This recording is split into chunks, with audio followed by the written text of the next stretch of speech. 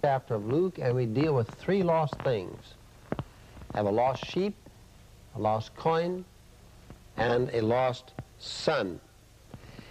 These are given in response to a statement that tax collectors and the sinners were coming to hear Jesus, but the religious leaders, the Pharisees and the scribes, were murmuring and saying, "This man receives sinners and even eats with them."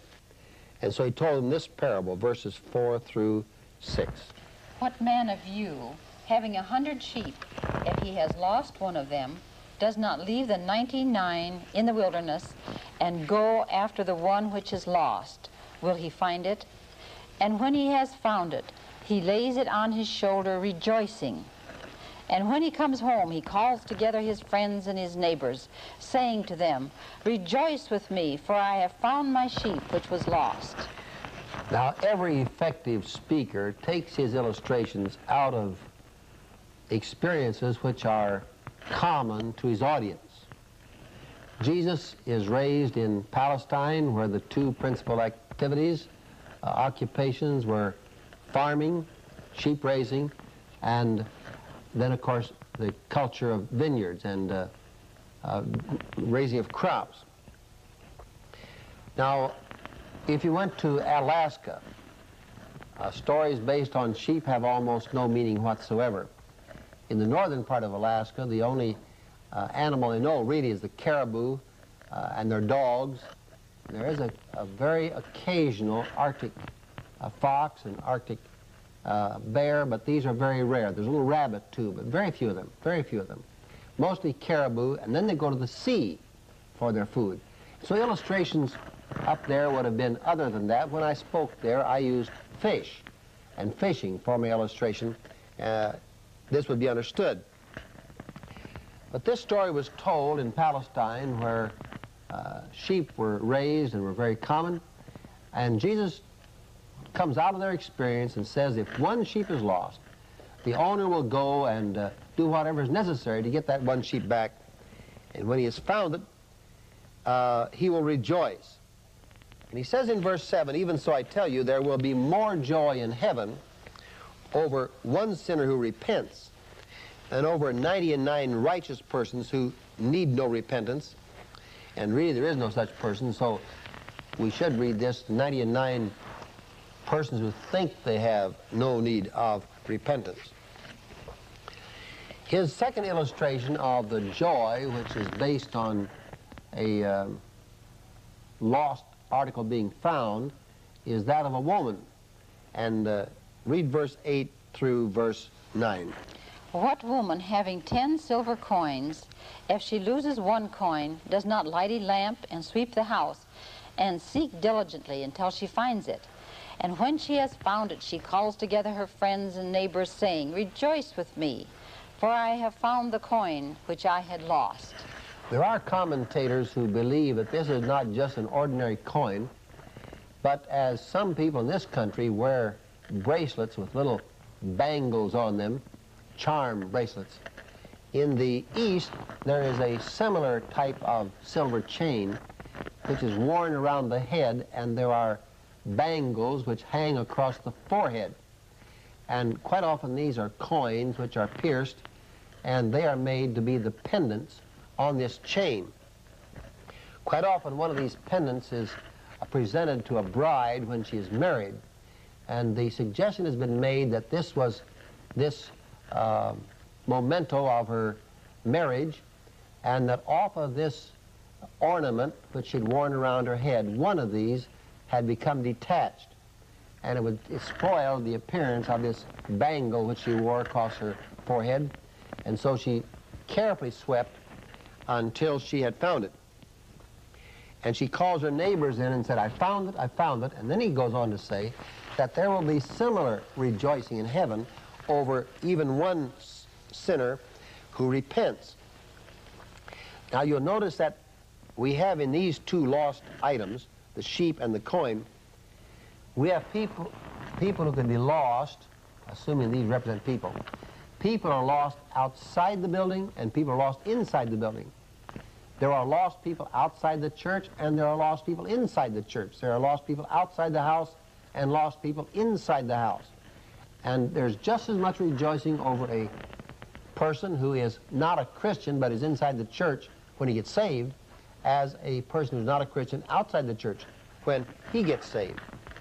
He goes on then to tell a third story, and because it's so well known, we will not read all of the verses, but we'll start with the famous story of the prodigal son, and will you read verses 12 and 13?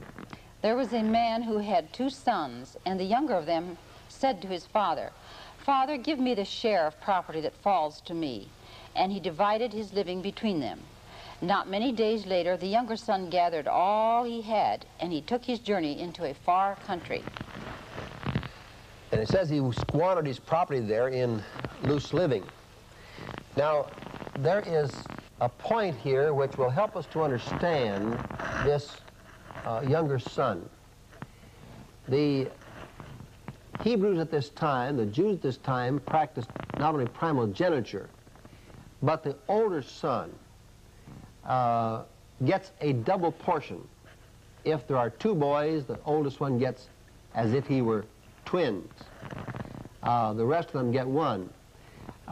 This is what happened in the case of Joseph in the Old Testament. Even though Joseph was not the oldest son of Jacob, he was the oldest son of Jacob's favorite wife. And so when they came to have the tribes of Israel, there were 2 tribes allotted to Joseph. He had 2 sons, and both Ephraim and Manasseh became tribes in Israel, really making 13, because there is no such thing as a tribe of Joseph. Once in a while it's used and it refers to Ephraim.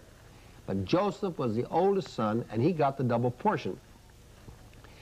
This is also what happened in the story of Jacob and Esau. When Esau came home and sold his birthright to his brother for a mess of pottage, he didn't sell all of his inheritance. What he did is he traded 2/3 for 1/3. He dropped back to the 1/3 portion which would be coming to him. This is the younger of 2 sons, and so he looks out on these flocks and he said, no matter how hard I work here, I only get 1/3 of the increase, and my older brother gets 2/3 of the increase. I'm not going to stick around for that. So he went to his father, who didn't have to give him anything yet because he was not yet deceased. But he asked his father for his 1/3. So he gets his 1/3, and therefore that part is gone, and he takes this money, converts it into money, and goes into a far country. And as many inexperienced young men would do today, he squanders this in loose living. As an Army chaplain, I recall my last tour of duty was just south of Omaha, Nebraska. I was there when it changed from being Fort Crook to being Offutt Field.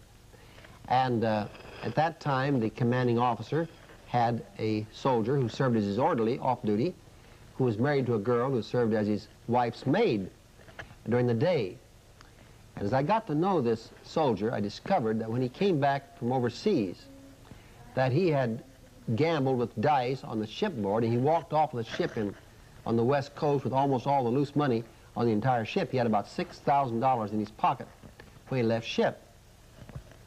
And when he came home, he discovered that while he was on the way home, unknown to him, his mother had passed away. And in his disappointment at not seeing his mother again, he went out, and in 30 days, he blew the entire $6,000. He lost about $200 a day in his high living during that particular month. And just before the end of the month, he met the girl that he finally married. And here this fellow who had the $6,000 is now married and is washing cars for the commanding officer, and his wife is doing the commanding officer's wife's dishes for him. And he'd wasted all of his money. This young man is typical. He's like the soldier. He spent all his money on loose living. And when he had spent everything, there got to be a famine in that country. And he had nothing to eat. All of his friends who were around to help him spend his money are now gone. He goes out and joins himself to one of the citizens of that country, who sent him into his fields to feed, of all things, pigs.